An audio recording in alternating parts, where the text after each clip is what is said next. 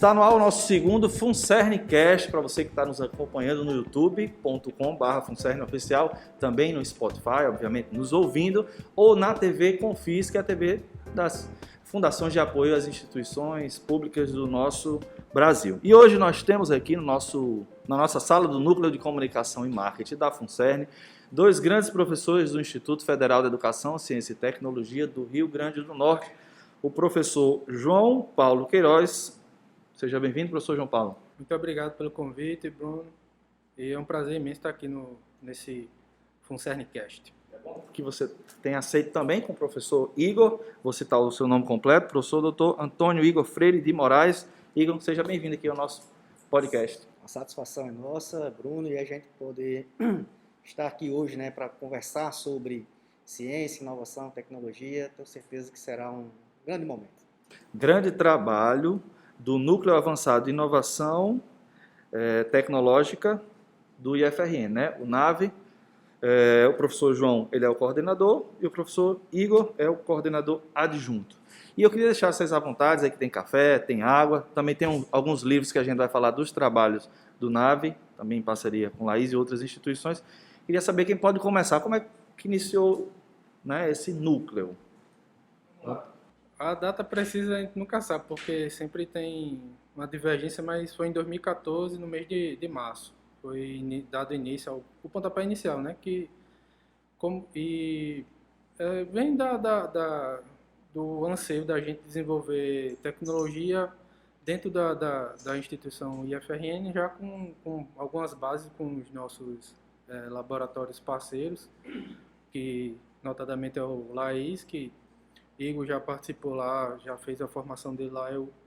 Como eu ajudei também a criar o Laís, Igor fez o doutorado dele junto lá com o professor Ricardo, que é o coordenador do Laís. Mas desde 2014 nós temos essa caminhada junto do NAVE para desenvolver inovação.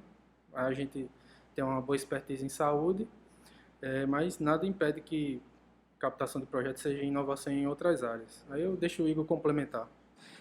Antes de passar para o professor Igor, queria só dizer para você que está nos acompanhando em áudio e vídeo, que ambos também são pesquisadores do Laís, que o professor João falou, que é o Laboratório de Inovação Tecnológica em Saúde da UFRN, que é co-irmão do NAVE, professor Igor? Como é que foi esse seu início também, junto com os primeiros passos, digamos assim, do núcleo? Então, como o professor João Paulo estava falando, eu acho que o surgimento do NAVE foi algo muito natural, As coisas foram acontecendo e a gente não tinha, a princípio, essa ideia de criarmos aqui um núcleo de inovação e pesquisa, Mas o que acontecia? Nós tínhamos um grupo de professores, que estávamos fazendo um processo de capacitação, alguns fazendo mestrados, outros fazendo doutorados, E retornando para casa. E aí, retornando para o Instituto Federal, a gente ficava naquela, poxa, e agora? O que nós vamos fazer? Cada um toca a sua pesquisa. Só que nós tínhamos um ponto de vista comum e uma convergência nas linhas de pesquisas que nós desenvolvíamos. Então, acabou que foi muito natural, essa cooperação e essa união entre todos os professores para a gente fundar esse núcleo. E aí a gente fica nessa dúvida em relação, de fato, à data, porque a gente não sabe se isso antecedeu a nossa própria percepção ou foi quando a gente definiu mesmo, não, vamos fundar isso daqui, porque, como eu estou dizendo, foi algo muito natural. A gente já fazia as pesquisas de forma colaborativa antes mesmo do surgimento do nome NAVE, da instituição NAVE. Mas foi muito importante essa união e essa consolidação e colocar isso de fato no papel, oficializar. Justamente. Então, a ideia era, vamos ter um ponto de concentração dentro da nossa instituição, onde a gente possa, a partir dele, fortalecer essa linha de pesquisa. E aí, naturalmente, nós começamos com um projeto de pesquisa na área de saúde, porque era a linha de saída de cada um de nós, os doutorados, os mestrados, estavam todos vinculados, de certa forma, à linha de pesquisa informática em saúde ou inovação em saúde. Então, nós fundamos o NAVE.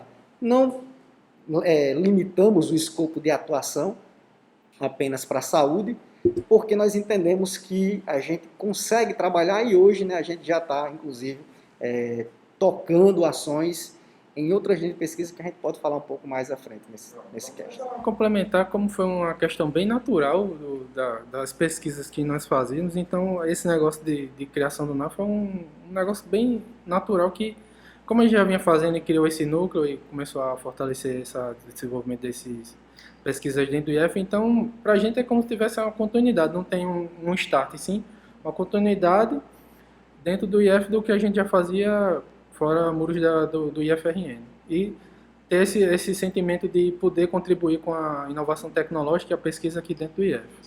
E essa oficialização, digamos assim, de um núcleo, professor Igor, fez com que o próprio núcleo pudesse crescer mais, ganhar novos pesquisadores, ou como é que foi essa questão? Então, quando você oficializa, né, um núcleo de pesquisa dentro de uma instituição como a nossa, você ganha uma certa responsabilidade a mais.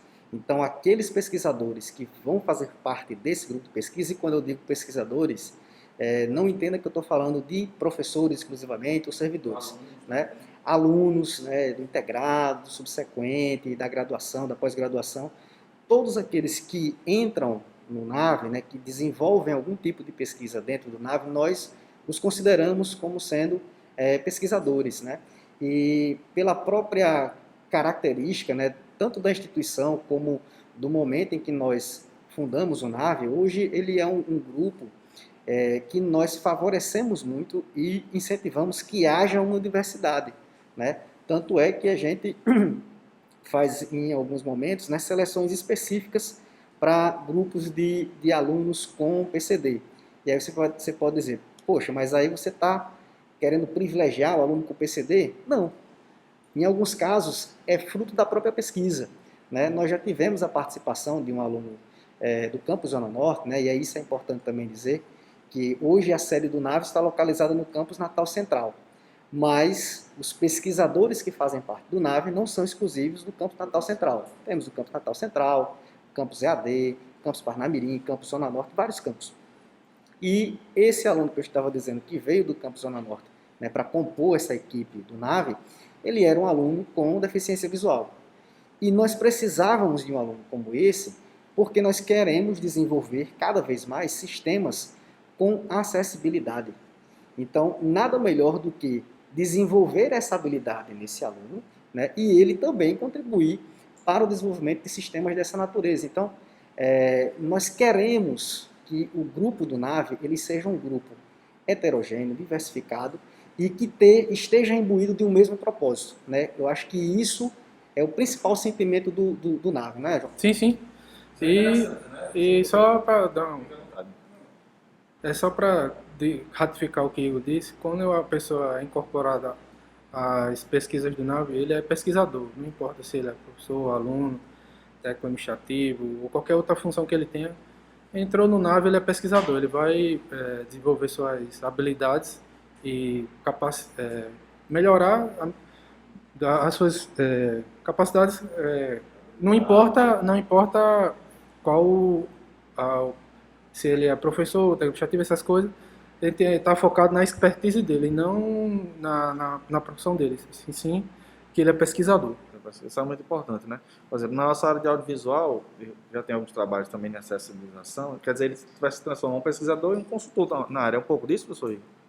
Não, com certeza, né? Hoje, a área de produção, né, de materiais audiovisual, né, ela requer muito que existam pessoas nessas equipes que produzem esses materiais que pensem a questão da acessibilidade, né? Não somente da pessoa, né, com deficiência visual que vai precisar de um material que tenha uma capacidade que possa ser lido por um software de leitura, né? Mas também as pessoas com deficiência auditiva, né? E você vai precisar de uma acessibilidade diferente, né? Vai colocar livro, vai ser um material legendado, né? A própria confecção desse material para o deficiente visual ela é diferente. Não basta simplesmente você transcrever as falas, né?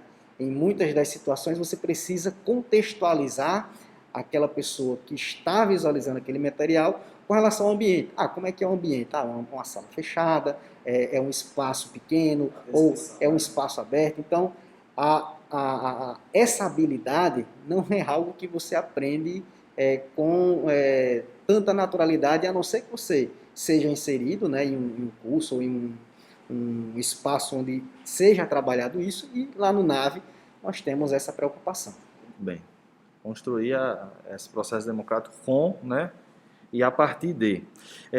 E agora eu queria fazer uma relação, né, quanto é que, desde o nascimento que surgiu essa relação com Laís, como é que foi digamos assim, esse vínculo que hoje é tão forte, que até ultrapassa as barreiras do nosso território nacional? Quem pode responder? Vai, Igor, a próxima é minha. Você fica com essa, a próxima é minha. Tá bom. Então vamos aqui nesse ping-pong, né? A questão do Laís, né? Todos nós que compomos ali o embrião do NAVE, por assim dizer, nós já nascemos do Laís, né? O professor Ricardo, o João Paulo conhece desde 2000 e bolinhas, eu não vou entrar em detalhes de datas. Não foi aluno dele, não. E no meu caso, eu conheci o professor Ricardo também durante o meu processo de mestrado, né? À época eu fazia o mestrado, o professor Ricardo fazia o doutorado dele, né? O professor Ricardo, ele era professor aqui da instituição, né? E eu era um aluno de mestrado. E aí a gente convergiu, né, em alguns pontos do que a gente estava desenvolvendo, né? Então teve um período lá que nós produzimos vários trabalhos, né, de forma conjunta, e na época o Laís não existia ainda, né? Não existia o Laís. O Laís veio a ser fundado em 2011, mas mesmo antes do surgimento do Laís, nós já tínhamos essa relação de proximidade, né, de trabalho conjunto. Verdade, bem lembrado, Igor. Exatamente. E aí, em 2011, surgiu o Laís, né, fruto dessa iniciativa do professor Ricardo, junto com outros professores lá da Universidade Federal do Rio Grande do Norte, e aqueles pesquisadores que já estavam desenvolvendo algum trabalho, naturalmente se vincularam ao Laís, que era o nosso caso. Por afinidade nas pesquisas, né? Sim. E aí, de lá para cá, vários professores e servidores, né, sendo formados, né, alguns lá na UFRN, em outras instituições, voltando para cá, né, para o Instituto Federal, nós nos vimos na necessidade, eu não diria nem responsabilidade, mas era uma necessidade que nós tínhamos de dar continuidade àquilo que a gente estava fazendo. Então, nós nos juntamos e dizemos, poxa, vamos continuar, porque não é porque o nosso trabalho de doutorado ou de mestrado, né, ele foi concluído, que a gente vai tocar nessa vida, cada um segue o seu rumo. Não, vamos fazer parte todo mundo de um mesmo quadrado, e não cada um no seu quadrado. Vamos todos para o mesmo quadrado. Fazer um quadrado maior. Isso. E aí, quando o NAVE nasceu, a instituição NAVE, né, as pessoas que formavam o NAVE já tinham essa relação muito natural com as pesquisas que estavam sendo desenvolvidas no Laís. No meu caso, por exemplo, desde 2012 eu trabalho com pesquisa na área de telesaúde, né? De 2017 para cá, junto com o professor Ricardo, a gente vem coordenando o núcleo de telesaúde estadual aqui no Rio Grande do Norte, que tem uma característica peculiar, que nós também fornecemos o serviço de cobertura de telesaúde aqui para o estado vizinho da Paraíba, né? Por uma razão de lá não ter um núcleo estadual. Está contado aqui um pouquinho nesse livro? Sim. Esse livro, ele surgiu... Não sei se aqui dá para ver a nossa produção, mas... exatamente. Esse livro aí, né, é a segunda edição, já é um segundo material que nós produzimos, né? Conta boa parte dos trabalhos que nós desenvolvemos aqui no Núcleo Estadual de Telesaúde, conta também com a participação de alguns autores nacionais, né? À época, a coordenadora, né, do Núcleo Brasileiro de Telesaúde, do Programa de Telesaúde, ela também contribuiu com um desses capítulos e, como eu estava dizendo, a existência do NAVE, né, são as pessoas que formam o NAVE. Então, antes do NAVE existir, as pessoas já tinham uma relação natural com a Laís e ela não foi rompida. Muito pelo contrário, né? Aumentou mais ainda essa relação, porque nós temos aqui no NAVE desenvolvimento de projetos e muitas das vezes, né, o Instituto Federal não dispõe de um hospital, por exemplo, né? A Universidade Federal tem o UOL, tem a MEGEC, tem o Hospital Ana Bezerra, né, lá em Santa Cruz. E alguns desses nossos projetos a gente precisa fazer uma imersão dentro do serviço de saúde, e essa parceria ela ocorre de forma muito natural. E essa relação familiar termina, me permitam falar dessa forma, né? Faz com que essa relação social, ou seja, às vezes a gente, quanto entidade da educação, fica só literalmente nos muros, né? Como o senhor colocou, eu que estou fora e a sociedade em geral vê muito bem essa questão. Eu queria só citar, mostrei para quem está em casa, falar o nome do livro, né? A Telesaúde no Brasil e a Inovação Tecnológica na Atenção Primária. Queria falar um pouquinho, passar para o João Paulo agora a bola, né, João? E os seus trabalhos, você é o coordenador do núcleo, né? Como é que é articulado os trabalhos junto a esse núcleo? Vamos lá. Tem a captação, né, do projeto de pesquisa, aí a gente começa a desenvolver. Atualmente são... Posso falar dos projetos? Pode. Pronto, excelente. Vamos conversar sobre o projeto. Pronto. O mais que está mais avançado em tempo de execução é o Caneta Plasma, que como se sabe, e todo mundo já deve Tem ter... aquele medo, né? Tem o medo da broca, né, que tem aquele ruídozinho que você tem para remover a cárie, você tem que remover a cárie e mais 10% do tecido saudável do dente. Fora o ruído, esse ruído que a broca proporciona, os odontólogos perdem a audição com ela, à medida que passar dos anos. Aí o nosso projeto é substituir essa broca por um feixe de plasma, que o plasma é o quarto estado da matéria, aquela coisa toda, a temperatura ambiente, porque você sabe que plasma pode chegar a altíssimas temperaturas, pode cortar até chapa de aço, mas como o plasma da gente é a temperatura ambiente, não vai destruir o tecido saudável do dente, remover a cárie e assim não precisando da broca. E fazendo tipo a higienização do dente e sem ter que retirar esse tecido saudável e não matando a pulpa, que ocasionalmente, se tiver uma temperatura acima da temperatura ambiente, 37, 38 graus, pode matar. Já foram feitos alguns testes com laser, mas só que devido à temperatura do laser, mata a pulpa do dente, então isso torna-se inviável. Mas o que a gente está desenvolvendo já está bem avançado, já para remover essa cárie com esse feixe de plasma e fazendo tipo uma higienização, não deixando nenhum tecido cariado dentro do dente. Essa pesquisa tem quanto tempo? Rapaz, já tem uns 2 para 3 anos, 2 anos e meio, 3 anos, que a gente, acho que o próximo ano a gente está num sprint final para o próximo ano. Para quem está nos ouvindo, assistindo, deve estar feliz, viu? Vou fazer a pergunta deles.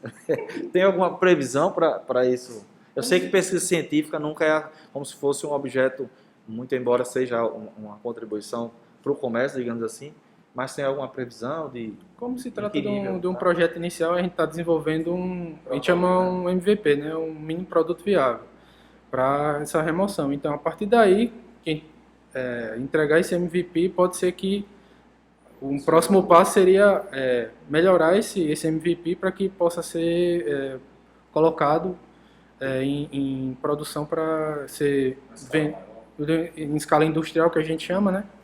Ter as aprovações lá dos órgãos regulamentares para ser comercializado.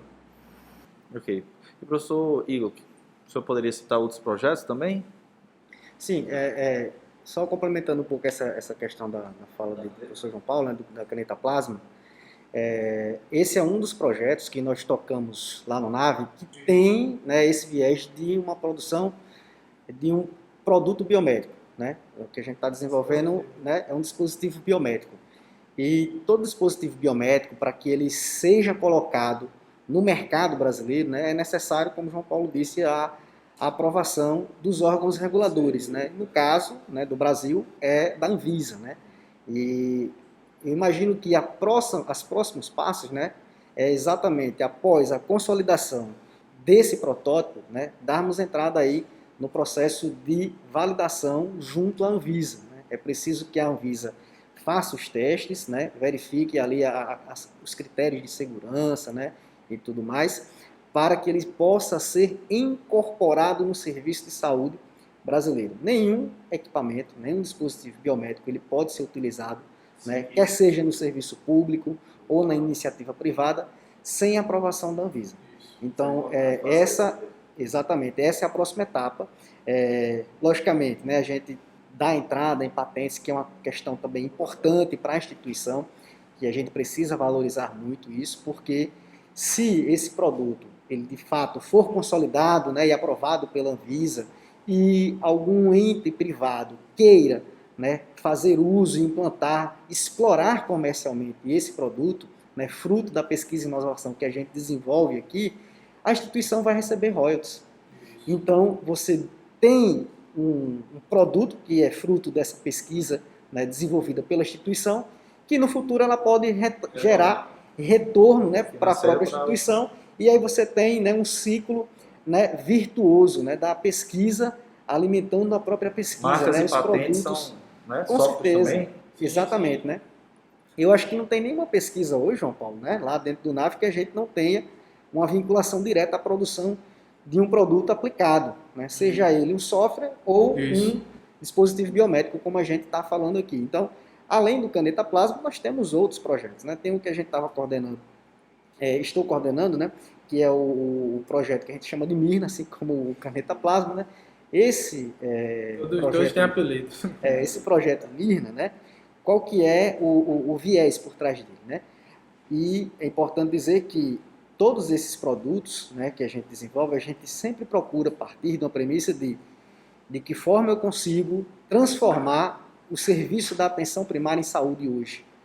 Ou seja, contribuição para a sociedade nessa área, né? A atenção primária em saúde, né, para quem está nos vendo aí e não conhece muito bem, ele é o serviço, né, ou escutando, é o serviço da porta de entrada no Brasil. Né? O Brasil ele trabalha com um modelo de atendimento assistencial, onde você tem atenção primária, atenção secundária, atenção terciária. Né? A cada um desses níveis de serviço aí você tem uma complexidade associada, e o ideal é que, caso você, logicamente, não tenha sofrido nenhum acidente ou algum trauma, né, que aí você já vai para um nível de atendimento mais especializado, você vá para a atenção primária em saúde. Qual é o problema? Os equipamentos e os dispositivos, por assim dizer, que essas equipes de saúde dispõem para fazer o tratamento, diagnóstico e acompanhamento da população, às vezes não condiz com a tecnologia que nós temos hoje. Então, a nossa ideia é fortalecer, né, com equipamentos e recursos a atenção primária, para que a gente possa melhorar, né, o resultado final desse serviço de saúde que nós desenvolvemos no Brasil. E aí o Mirna, ele entra exatamente nessa questão do diagnóstico precoce de câncer. Né?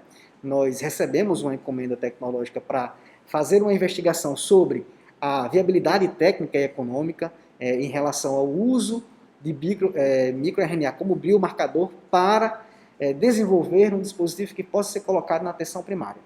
Dessa forma, né, você pode mudar, inclusive, o paradigma que hoje é aplicado a esse serviço e favorecer uma busca ativa. Então, pacientes que antes eram diagnosticados tardiamente ou com um tumor já quase em um estado, né, de neoplasia, você consegue fazer esse diagnóstico de forma antecipada e, consequentemente, o tratamento para esse paciente vai se dar de uma forma muito mais barata do ponto de vista econômico e eficiente do ponto de vista prático desse tratamento. Então, quando você tem uma atenção primária em saúde, né, que ela é resolutiva, você desafoga os serviços especializados. Das clínicas, né? Desafoga a clínica, desafoga o hospital, né? As pessoas não evoluem para uma piora da doença. Né? Então você consegue fazer, né, a roda do serviço de saúde funcionar de uma maneira mais adequada. As pessoas vivem melhor, você não vai ter ausências aos trabalhos, né, por uma questão de uma debilitação provocada por uma doença, sem falar nos transtornos, né, psicológicos que são causados, por exemplo, uma pessoa que é diagnosticada hoje com câncer, né, você causa um impacto muito forte na família, né, na família, os amigos. Então, quanto mais cedo você consegue fazer esse tipo de diagnóstico, melhor. E aí, esse projeto Mirna, ele tem esse viés exatamente para desenvolver esse dispositivo. Essa primeira parte da encomenda, né, da viabilidade técnica e econômica, a gente já conseguiu comprovar, né, é possível, econômica e tecnicamente, a gente utilizar o microRNA para fazer esse tipo de diagnóstico. a gente agora vai evoluir para um desenvolvimento mais aprimorado desse dispositivo. A gente validou a técnica e agora para a concepção do dispositivo. E os 3 principais cânceres que nós escolhemos, né, são os cânceres mais comuns no nosso país, com exceção, obviamente, do melanoma, que são câncer de próstata, câncer de mama e câncer de colo uterino. Eu queria fazer uma conexão, o senhor citou aí essa questão da atenção básica, né? As parcerias, até internacionais, a gente da área da comunicação, até do Instituto, e como eu cubro como educação também há um longo tempo, termina acompanhando as viagens internacionais e as pesquisas, parcerias com o SUS e também com o MIT, Harvard e outras instituições. Vamos passar para João Paulo agora, depois eu passo para aí. Todas essas pesquisas têm fomento também interinstitucional, Ministério da Saúde, como é que funciona isso? Sim, parte assim, as pesquisas, como a gente tem esse caminho de inovação, a gente busca parceiros que possam contribuir com esse desenvolvimento. Então, como você falou, instituições renomadas como MIT, Harvard, a gente procura fazer essas cooperações justamente para dar uma maior qualidade no que a gente está desenvolvendo e poder, de uma forma, fazer um compartilhamento dessa pesquisa para que possa melhorar a qualidade do nosso produto dessa inovação. Tanto é que a gente já foi para o MIT, para Boston, né, com a Universidade Estadual lá de Boston, a UMass, a Johns Hopkins, tem também a Universidade de Borås na Suécia, tem a Universidade de Coimbra em Portugal, que a gente tem colaboração para desenvolvimento dos projetos de inovação, os projetos de pesquisa do NAVE. É basicamente isso, a gente procura instituições como o Hospital Johns Hopkins, que também é uma universidade, para justamente pegar essa inovação que a gente está fazendo, compartilhar esse desenvolvimento para que o produto final seja o melhor possível e com uma chancela dessas instituições renomadas que tem pelo mundo. Termina amplificando, né, essa contribuição. Professor, e eles procuraram as pesquisas que são realizadas aqui? Como é que funciona? Pesquisadores aqui também vão apresentar, tem uma contribuição internacional? Como é que funciona essa ligação? Todas as parcerias que nós tocamos hoje no NAVE, né, parceria de pesquisa, elas são parcerias horizontais, né? E o estabelecimento dessas parcerias, elas são importantes porque para que nós, enquanto grupo de pesquisa, não desenvolvamos uma pesquisa endógena, ou seja, nós sempre olhando para dentro, né, e sem ter uma visão externa. Então, quando nós criamos essa parceria, né, a gente possibilita, né, a visão de um outro pesquisador em cima das nossas pesquisas. E da mesma forma, né, quando você estabelece uma parceria como essa, a gente consegue, né, criar outras relações e, inclusive, né, desenvolver outros projetos que podem vir a ser frutos dessa parceria. Né? Como eu disse, eu estou na coordenação do Núcleo de Telesaúde e a gente está prospectando, né, já está andando, na verdade. A gente vai precisar correr agora para firmar oficialmente essa parceria nossa com a Universidade Nacional da Colômbia, né, que eu acho que hoje talvez, se essa daí vier a se consolidar, vai ser a nossa primeira parceria na América do Sul, né, do Instituto Federal com essa Universidade da Colômbia, e é fruto de uma necessidade deles. Eles conheceram a nossa experiência, né, aquilo que nós desenvolvemos aqui na área de telesaúde, e nós vamos desenvolver agora uma pesquisa conjunta. Então, todas as nossas parcerias, elas são horizontais. Então, a gente pode enviar pesquisadores para lá, eles enviam pesquisadores para cá, e fruto desse plano de trabalho que é traçado, né, com o desenrolar da pesquisa propriamente dita, a gente pode, inclusive eles estavam querendo, né, já financiar, fruto de um instrumento de fomento da Colômbia, né, uma pesquisa com a colaboração nossa. Então, é uma coisa natural que acontece, sabe, Bruno? Então, é muito importante que a gente estabeleça essas conexões, né, e ter uma visão externa é importante para que a gente não fique sempre olhando só para dentro, né? Então, evitar essa endogenia, né? Exatamente. Até epistemológicos, né? Outras pesquisas, teorias. Queria citar também mais um projeto. Esse foi desenvolvido também, alguns projetos são em parceria com a própria Fundação de Apoio, né? A nossa FUNCERN. O projeto da Plataforma de Livre Trânsito de Profissionais do Mercosul. Professor João, Esse como é que foi esse projeto? Também internacional, né? Isso, foi uma plataforma para livre trânsito dos profissionais de saúde no Mercosul, por exemplo. A ideia básica dele é o seguinte: um profissional de saúde, por exemplo, que mora na Argentina, quer trabalhar no Brasil. E como é que ele faz de forma legal poder trabalhar aqui no Brasil, que tem a questão do conselho, aquelas coisas de atuação, Revalida, né? Tem... a revalidação do diploma, aí todo esse trâmite burocrático seria feito por essa plataforma, que foi desenvolvida foi o primeiro projeto em escala nacional com relação ao Mercosul internacional, para justamente ter esse banco de dados, vamos supor, único, que os profissionais de saúde que estão inseridos no Mercosul pudessem trabalhar fora do seu país de origem. Aí eu acho que o projeto foi de começo de 2014 ou 15, foi até 2018. Foi basicamente esse foi o projeto de pesquisa. E teve também uns projetos menores, a mesa de negociação e outros projetos. Observa. Oi? Como é que funcionou esse da Rede Observa? Isso. Aí eu posso falar melhor. São projetos que foram dentro desse guarda-chuva, né? A palavra é essa, guarda-chuva. Eu estava tentando me lembrar aqui. O que é que acontece, né? Esse foi, inclusive, o primeiro projeto do NAVE, né, com financiamento externo para, né, o desenvolvimento de pesquisa junto ao NAVE.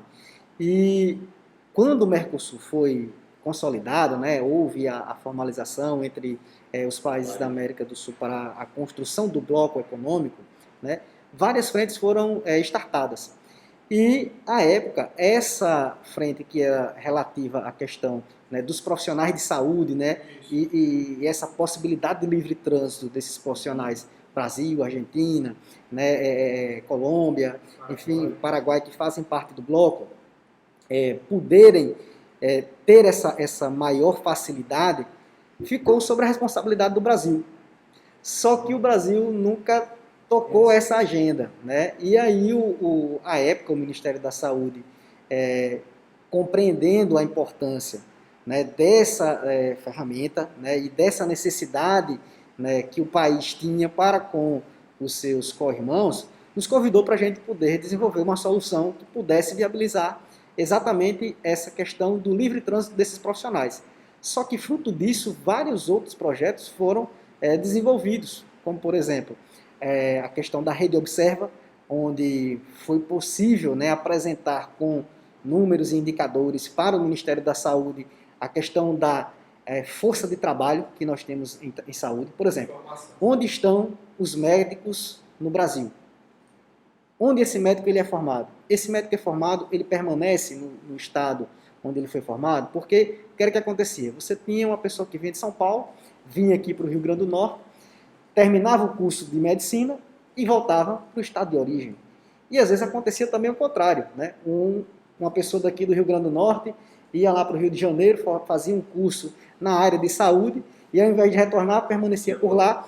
E aí o Ministério da Saúde não tinha, às vezes, essa visão muito clara, né, de como estava distribuída essa força de trabalho. E isso é importante por quê?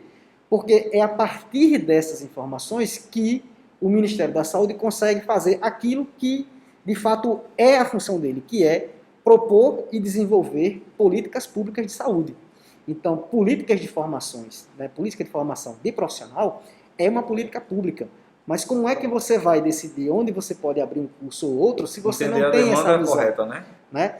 Como é que você vai traçar essas suas estratégias sem essas informações que são básicas, né? Então, fruto desse projeto, né, a gente desenvolveu essa questão da Rede Observa, que também proporcionava isso. Então, ou seja, um projeto de pesquisa, ele também tem muito disso, sabe, Bruno? Às vezes a gente começa e pensa em uma coisa, a gente faz um planejamento, mas não é algo fechado, né? Às vezes a própria condução da pesquisa, ela faz com que nós percebamos coisas que antes da pesquisa a gente não conseguia enxergar.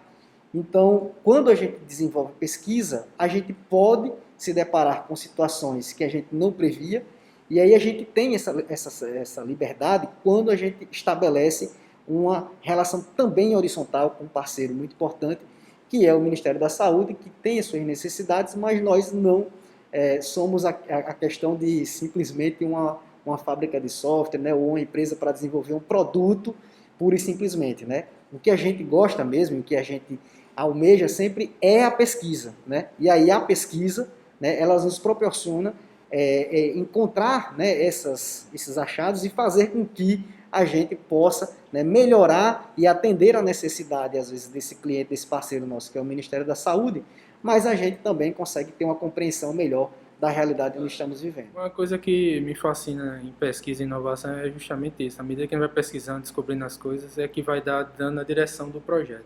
Por exemplo, a gente começa com o intuito, a gente vai chegar de um ponto A a um ponto B.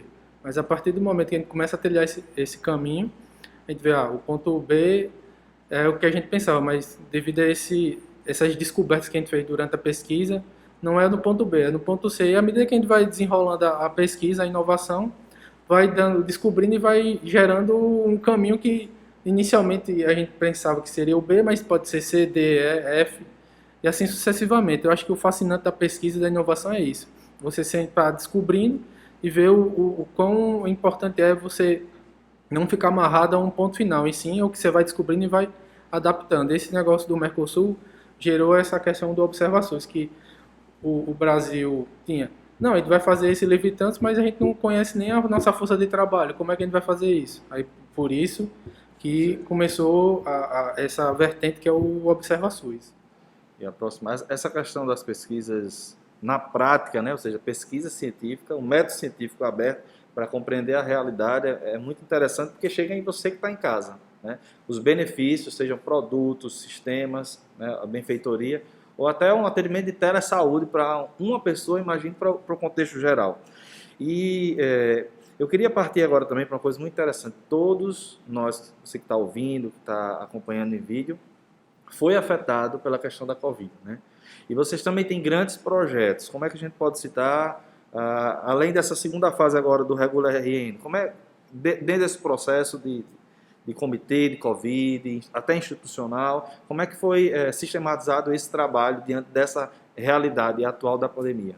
Olha, eu acho que a gente nunca desenvolveu tanta pesquisa, né, João Paulo, quanto nós fizemos no ano passado e estamos fazendo também esse ano, fruto desses desdobramentos. Sabe? Paralelo, Igor, a gente pode traçar, normalmente a vacina, antes da pandemia, né, tem um período grande de desenvolvimento até chegar no consumidor final. A vacina da Covid começou a pandemia um ano e meio depois já estava pronta. Foi basicamente o que a gente fez. O que a gente podia produzir em, sei lá, um período de tempo, a gente condensou e entregou.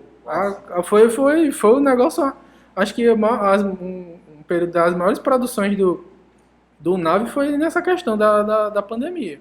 Em tempo de guerra, literalmente, né? Não, sim, e foi assim, uma outra situação, né? Nós não fomos os únicos grupos de pesquisa que desenvolveram, né, e que montou ali uma espécie de uma força-tarefa, né, para entregar soluções para tentar contornar o quadro no qual nós estávamos, né, ali presos, né? E nesse período, né, principalmente no ano passado, né, houve um estreitamento ainda maior do nosso grupo do NAVE com o grupo do Laís, né, e aí foi muito importante também, né, essa visão, né, do governo do estado de trazer para perto dele, né, as instituições de pesquisa, e aí foi o NAVE, né, foi o Laís, foi o IMD, né, a UERN também, eu sei que teve uma atuação muito importante lá no Oeste, e todos nós, né, estávamos imbuídos do mesmo propósito. Logicamente, cada um ali trabalhando numa frente e outra, mas em termos de números, né, o que foi que nós conseguimos produzir no ano passado em termos de números, apenas a nível de soluções de pesquisa para enfrentamento ao Covid, né? Nós desenvolvemos, né, e aí é importante dizer que não, em algumas situações não depende nem tanto do pesquisador em si. Aí eu vou pegar especificamente a questão da telesaúde. A telesaúde, né, ela é um conceito muito amplo. Ela envolve a telemedicina, ela envolve a formação do profissional de saúde, ela envolve gestão em saúde, então é um conceito bastante amplo. E aí, a telemedicina especificamente, né, ela trabalha muito com a questão do que você falou no início da sua pergunta, né, da possibilidade de um profissional de saúde fazer um atendimento remoto a um paciente, né? Isso, os conselhos, né, os conselhos federais de medicina e o conselho regionais, eles chamam isso de teleinterconsulta, certo? Interconsulta. Dentro do conceito da telesaúde, a gente chama isso de teleconsulta. É uma relação profissional de saúde com um paciente, tá? Isso só foi viabilizado por conta da pandemia. E aí por quê? Porque não existe, ou não existia, né, no Brasil, uma regulamentação que viabilizasse a realização desse tipo de serviço, né? E aí, com a chegada da pandemia, o Ministério da Saúde e os vários conselhos, não só de medicina, psicologia, enfermagem, fonoaudiologia, né, eles criaram as resoluções próprias para possibilitar a realização da teleconsulta, né? E eu acho que isso é uma ação que eu espero muito que não volte atrás, né, que Não esses seja só em conselhos, função da... que esses conselhos possam de fato consolidar isso, porque antes da pandemia, é importante dizer, né, João Paulo, que as regulamentações vigentes para isso eram de 2002. A realidade... A pandemia acelerou muitas coisas que estavam assim, em passos lentos, e ela deu estava em passo de tartaruga e foi em corrida de coelho. E às vezes até alguns processos de resistência mesmo, né? Resistência que tiveram que ser colocadas de E lado assim, em função do contexto. Ora isso, Ou a gente não tem que atende. engolar alguma coisa, né? e não são justificáveis, porque a realidade que nós temos em 2002 é muito diferente da que nós temos agora, né? A infraestrutura tecnológica, né? A capacidade de transmissão de dados, os equipamentos. Quantas pessoas tinham smartphone em 2002? Então, hoje em dia, a realidade é outra, né? As pessoas têm mais acesso a esses equipamentos, a esses serviços de dados.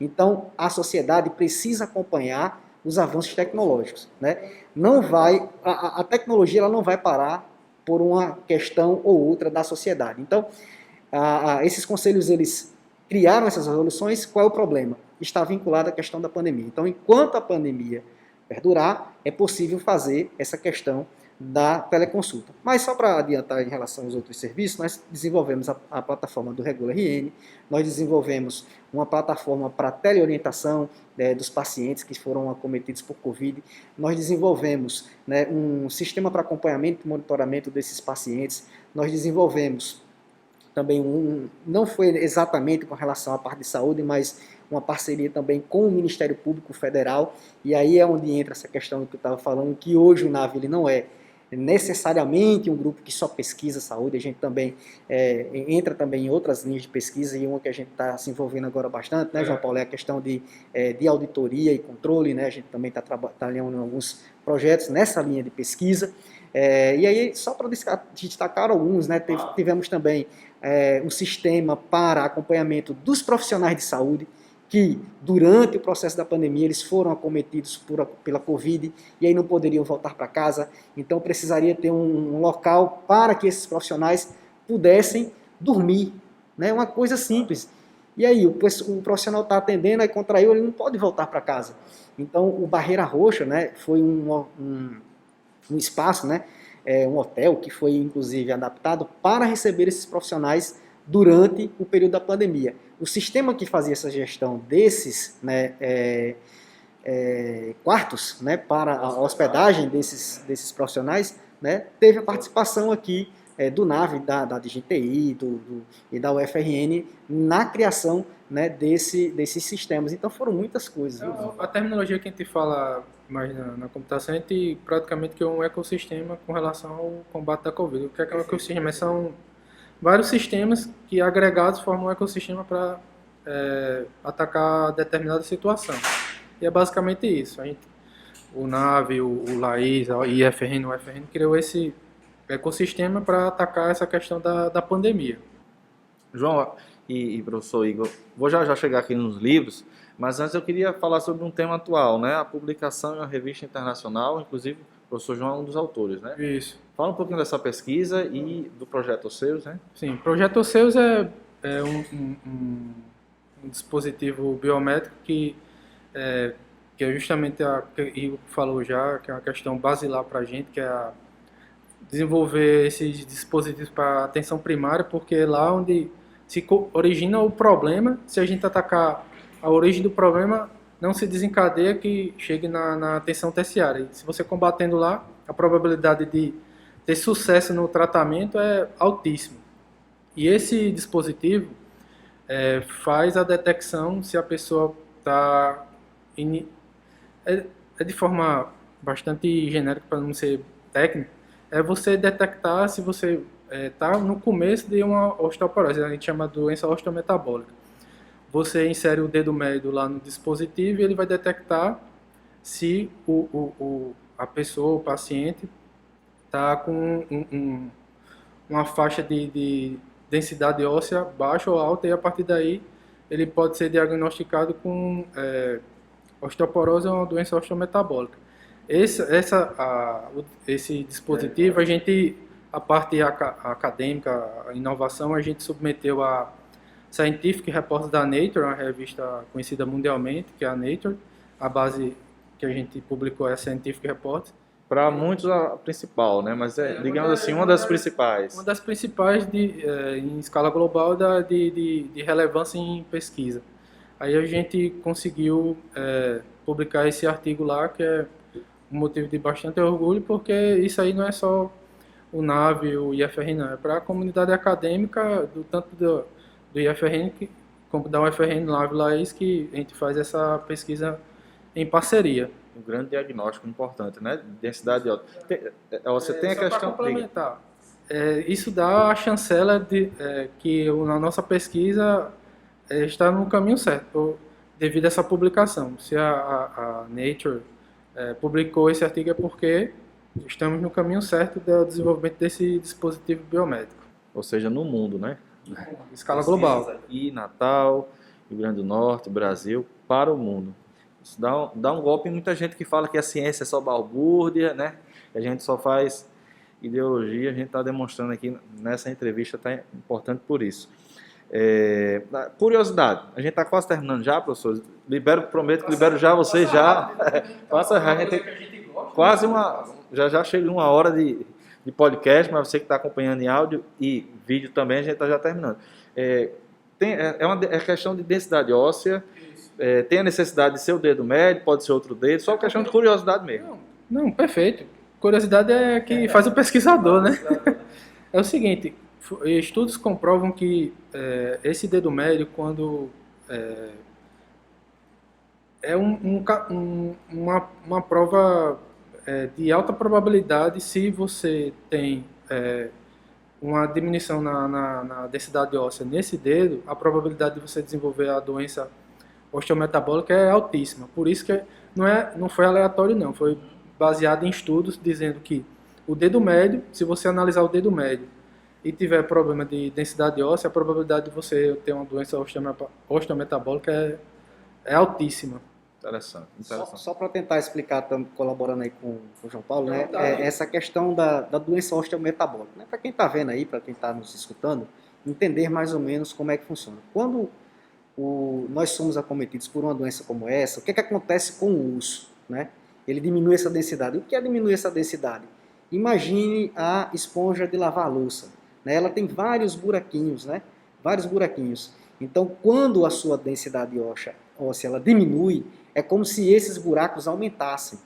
E a quantidade desses buracos no osso aumentasse. Com isso, a fragilidade do osso também aumenta. Então, a probabilidade dele quebrar, né, ou sofrer alguma fratura devido a uma queda, uma pancada, ela aumenta também. Então, quando você consegue fazer essa detecção de forma antecipada, né, professor Paulo?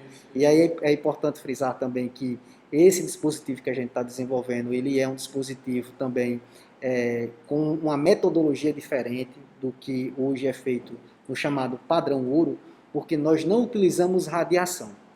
Se nós não utilizamos radiação, né, a gente pode fazer uma quantidade de exames maior.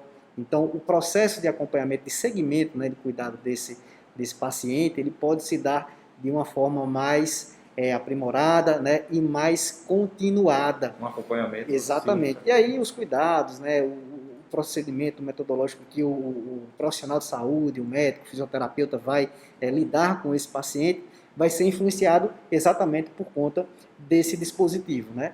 E uma outra questão que também é importante a gente frisar é o custo, né? Quanto é que custa um equipamento como esse, né? Hoje, né, no nível que nós estamos chegando, né, João Paulo, ele é da ordem de 200 vezes mais barato do que o equipamento que nós temos para fazer esse diagnóstico. E o que mais também, João Paulo? É justamente o que a gente está tentando desenvolver, a questão da atenção básica. Esse exame está na alta complexidade, então é muito caro.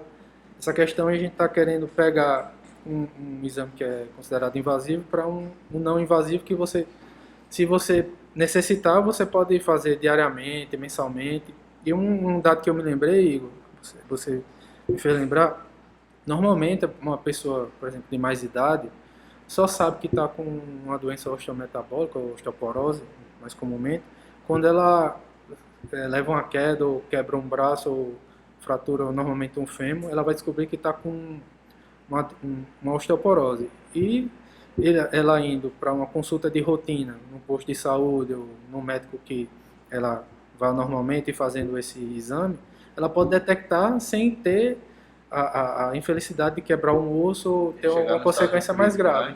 Isso. Tratar no seu início, que é o mais importante, que a gente sempre tenta frisar, tratar a questão, o problema no início, que a gente enumera como atenção básica. Essa é a grande chave da educação, né, da assistência básica. Antes de terminar, queria falar um pouquinho sobre essas publicações. Cuidado que está quente, saiu do forno esse aqui. Essa aqui acabou de sair? Acabou de sair. É desse ano essa publicação. Obviamente, para quem está ouvindo, não está vendo, eu vou citar aqui o nome desse livro, acabei de pegar aqui, Prontuário Eletrônico de Pacientes na Atenção Primária, uma abordagem à luz da saúde global. Autores, Antônio Igor Freire de Moraes, Janaína Luana Rodrigues da Silva, João Paulo Queiroz dos Santos, Leandro Silva Costa. Você diz o FRN. Esses são, só para esclarecer, para deixar mais claro, esses são os organizadores. Cada capítulo, cada capítulo são autores diferentes, abordam temas diferentes, que são os prontuários eletrônicos, que eu vou falar, e Igor também vai complementar, eu acho que é o próximo passo para a questão de digitalização e de sistema de informação de prontuário. Normalmente, o que é o prontuário? Em papel, você vai descrevendo toda a vida do paciente lá nesse papel. E o que a gente está fazendo? Todos os nossos projetos têm esse prontuário eletrônico, que é justamente a digitalização desse prontuário. Tudo, a vida do paciente vai estar de forma digital, e ele vai ter acesso através do computador. Aí tem o prontuário eletrônico do Oceus, do Caneta Plasma, tem do Mirna, e dos projetos que a gente está desenvolvendo, eu acho que é os que necessitam do prontuário, né, Igor? Se quiser complementar. Esse livro, né, como o João Paulo disse, né, 3 dos organizadores dele são professores aqui do Instituto Federal, né? A publicação dele saiu lá pela Secretaria de Educação à Distância, né, a CEDIS, por uma questão de logística e fila de trabalho que nós temos aqui, né? A ideia principal era que nós produzíssemos ele aqui pela editora do IFRN, só que eles estavam com uma demanda muito alta, né, à época, e aí, como tem também parceiros, né, da UFRN, e lá eles estavam com a maior folga, a gente publicou por lá. É importante dizer Instituto também Federal, que a gente... SUS, Concer, EBSER. Sim. Tem um dos autores que estão aí nesse livro, né, e muito nos honra, né, o professor Arthur Quioro, né, que foi inclusive ministro da Saúde, ele é um dos autores de um dos capítulos desse livro, né, e assim, muito nos honra, e é também uma forma, né, e uma visão que nós temos, né, de deixar registrado também aquilo que a gente faz, né, a gente desenvolve as pesquisas, né, e a oportunidade de produzir um livro como esse, né, e aí nós estarmos também antenados com aquilo que é feito, né, no mundo, e o tema de prontuário eletrônico, né, a gente entende que é uma realidade que vai, de fato, partir para essa questão de uma saúde global, né. Eu acho que a pandemia também, ela provocou isso, né, você ter, de alguma forma, né, um sistema que possa unificar, que você, Bruno, né, ou qualquer um cidadão que saia daqui do Brasil e vá para um outro país, quando ele chega lá, O que é que aquele profissional de saúde vai fazer com ele, se ele não tem um histórico de saúde desse paciente? Então, há essa necessidade, né, e o mundo cada vez mais consegue perceber isso. Não necessariamente em termos de prontuário eletrônico, mas também de produção, né, de equipamentos e de produtos básicos, como por exemplo a máscara.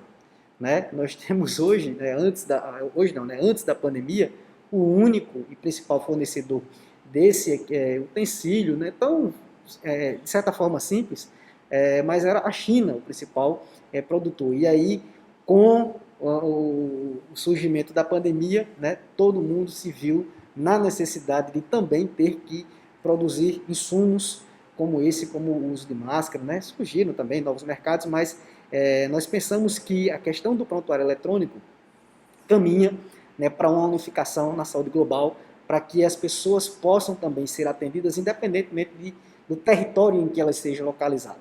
O Brasil ainda tem muito a evoluir, a gente vem avançando bastante com a questão das implantações dos prontuários dentro do serviço público, mas na iniciativa privada ainda é algo muito isolado, né? Cada rede de saúde tem o seu próprio prontuário eletrônico, e aí se você sai de uma rede pública, vai para uma rede privada, às vezes você não tem essa visão, e isso compromete, né? Compromete muito a questão do próprio tratamento, do trabalho desses profissionais de saúde. Então, prontuário eletrônico é uma questão que a gente pensa, né, com muito carinho e com bons olhos para desenvolver pesquisas também nessa linha. A gente está querendo, de forma bem didática, dizer, a gente está produzindo esse prontuário eletrônico e o conhecimento que a gente está produzindo a gente vai transformar, deixar em forma de livro para que quem tiver interesse nesse assunto poder utilizar esse livro para adquirir esse conhecimento. E eu acho, assim, o prontuário eletrônico é uma coisa inevitável.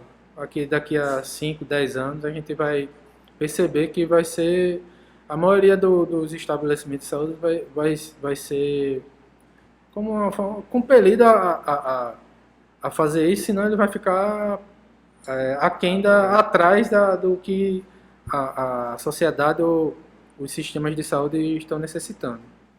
Ok. Quer falar um pouquinho desse também? Gestão de recursos humanos em saúde mediada por tecnologia, seguindo a trilha da inovação, João? Você é um dos autores, né? Pode falar.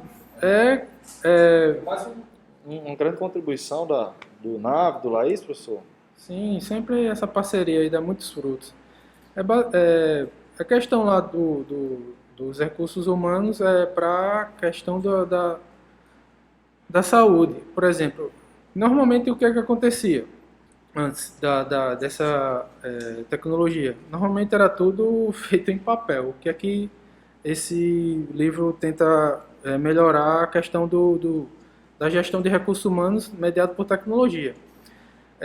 Sistemas de informação que possam auxiliar essa parte para que o Sistema Único de Saúde, normalmente que a gente desenvolve para o SUS, ter esse salto de qualidade para que tudo seja informatizado e seja trabalhado de forma adequada para que o SUS tenha uma maior eficiência e eficácia naquilo que se predispõe a fazer, que é a saúde do povo brasileiro.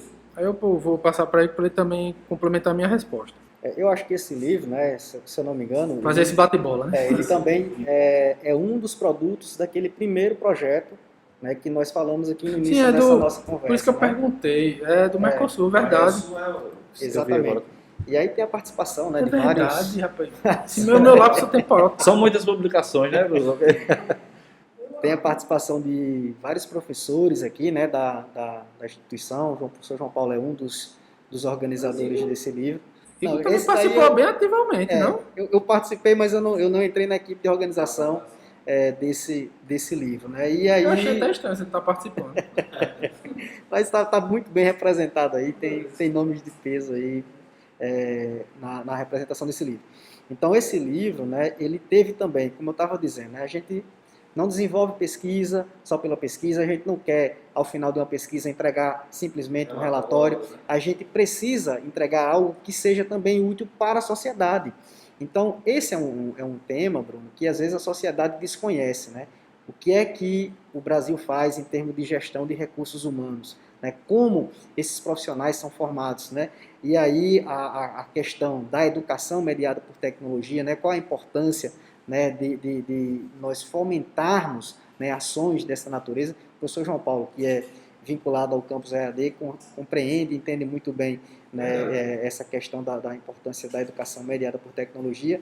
Eu entendo também que é uma situação que vai se tornar cada vez mais presente, sabe, Bruno? Né? Essa característica que nós tivemos que desenvolver, né, essas habilidades para educação à distância, né, para os nossos alunos, que foi fomentada também pela questão da pandemia. Eu entendo que com o nosso retorno a gente não vai abandonar essas ferramentas, né? Muito pelo contrário, elas vão passar a ser incorporadas mesmo com o nosso, né, modelo de ensino presencial, né? Porque a gente pode fazer muito uso dessas tecnologias e hoje as plataformas de webconferência, né, que já existiam, já estavam consolidadas, né, passaram a ser muito mais utilizadas com a questão da pandemia. E eu entendo que também vai passar a ser algo natural, né? Como você usar um telefone, um smartphone, serão coisas naturais daqui para frente para a gente. Bom que se entenda também que as novas gerações, né, já nasceram com elas, então a gente que é um pouquinho mais velho, professor, instituição, matrizes de ensino, precisam realmente beber dessa fonte e não descartá-las. Como eu já, só complementando, como eu já falou, isso não, a gente não é endógeno, a gente gosta de publicizar o que a gente está fazendo em forma de livro, em forma de patentes, de registro de software. E esse livro também é mais uma forma da gente dizer, ó, a gente está desenvolvendo isso, e para quem quiser saber um pouquinho mais sobre gestão de recursos humanos e saúde, tem esse livro aqui que você pode pesquisar. Infelizmente a gente, né, tem que terminar o podcast, mas eu quero agradecer em nome da Fundação, da nossa equipe do Núcleo de Comunicação aqui, né, do nosso superintendente, professor Jairo, do IFRN, a presença de vocês dois aqui, o professor Igor, né, e o professor João. Muito obrigado. Passar a palavra para o professor Igor. Se quiser dizer alguma coisa antes da gente finalizar o podcast. Muito obrigado, professor Igor, pela contribuição e rica, digamos assim, explanação de tantas pesquisas e trabalhos desenvolvidos aí pelo Núcleo. Bom, para a gente é uma satisfação, né, sempre que possível, poder falar sobre aquilo que a gente desenvolve lá no NAVE, sabe, Bruno? Né? E agradecemos também esse espaço e a oportunidade que a FUNCERN nos ofereceu hoje, né? Agradecemos também a audiência de todos aí que estão nos acompanhando, né? E sintam-se à vontade, né? Querendo conhecer um pouco mais, uma vez que a gente retorne, né, para a situação de normalidade, né? A gente vai voltar ao espaço de convívio no NAVE, né? As pessoas que quiserem conhecer, sintam-se à vontade para nos visitar. E é isso, né? Só agradecer aí por essa oportunidade. Eu agradeço. Passar a palavra para o João. Obrigado. Agradecer pelo convite. E parece que foi 10 minutos que a gente estava conversando aqui. Quando a gente fala do que gosta e tem paixão do que faz, passa muito rápido. Agradecer e ratificar também o que o Igor falou. As portas de NAVE estão sempre abertas para o pessoal conhecer e trocar ideias sobre inovação, pesquisa, essas coisas que a gente está sempre aberto. Agradecer o convite e estamos à disposição para conversar sempre sobre pesquisa e inovação. Agradeço mais uma vez aos dois professores que estiveram aqui conosco e você que está acompanhando até agora pelo youtube.com/FUNCERN-oficial. Não esqueça de curtir, compartilhar, né? Dar o like, como os youtubers estão fazendo, a gente tem que acompanhar, né, professor? Vocês estão no Spotify também, sigam o nosso canal FUNCERN. Pacote completo, né? Pacote Dá completo. like, compartilha, comenta. Comenta, compartilha, faça parte da nossa produção, ajudando de uma dessas formas. Também o pessoal da TV Confis, um grande abraço, a gente finaliza aqui então o nosso segundo FUNCERN-Cast. Até o próximo encontro. Tchau, tchau.